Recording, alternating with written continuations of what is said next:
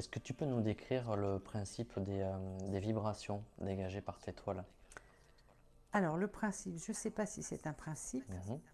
Mhm. Toujours est-il que depuis que je fais ce type d'œuvre, euh, je me suis aperçue que les gens, donc il y a une dizaine d'années, lorsque j'ai fait une exposition avec ces œuvres vibratoires, les gens réagissaient devant les œuvres quelquefois en riant ou en pleurant.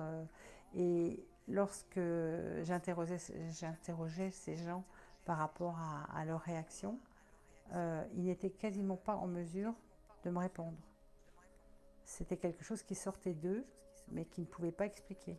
Ils le vivaient, en Ils fait. le vivaient. Ils vivaient quelque chose de puissant, soit de drôle, soit de triste, soit voilà. Mais ils n'identifiaient pas forcément le pourquoi. D'accord. Donc moi, ce qui m'a intéressé par la suite, c'est d'aller comprendre ce qui se passait. Et pour comprendre ce qui se passait, j'ai étudié les couleurs, voilà, avec William Berton. J'ai fait une formation assez longue pour Mhm. étudier environ une centaine de couleurs, sachant que chaque couleur a une énergie particulière, une énergie propre, qui a une action différente d'un être à l'autre. Selon son histoire, sa vie, ça a une action différente. Donc, posé sur une œuvre, la personne qui va regarder l'œuvre va recevoir ses vibrations par rapport à son besoin à elle, et l'autre personne recevra par rapport à ses propres besoins. Donc, ce qui est merveilleux dans la peinture vibratoire, c'est qu'elle s'adapte à tous. Et est-ce que tu peux nous expliquer aussi ce que tu as fait en termes de... Ce qu'on a fait ensemble d'ailleurs, en termes de mesure? Parce qu'aujourd'hui, ça se mesure, les Voilà, vibrations dégagées par tes voilà. toiles. Donc ça, c'est très récent, enfin Oui. récent.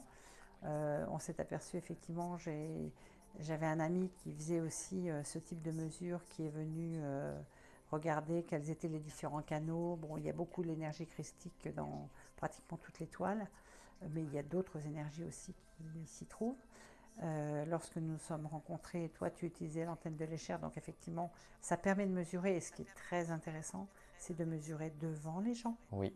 Voilà, c'est ce qu'on a fait par exemple tout le week-end lors de cette À TV Land, ATV Land. Là, on notamment. en parlera de ce qui s'est passé. C'est assez fabuleux parce que c'était une première pour moi. Oui. Une première dans le sens où j'ai toujours travaillé dans mon antre, dans mon atelier, beaucoup la nuit, parce que comme c'est un travail qui se fait en règle générale d'âme à âme, j'ai besoin d'une grande solitude, d'un grand calme. Mhm.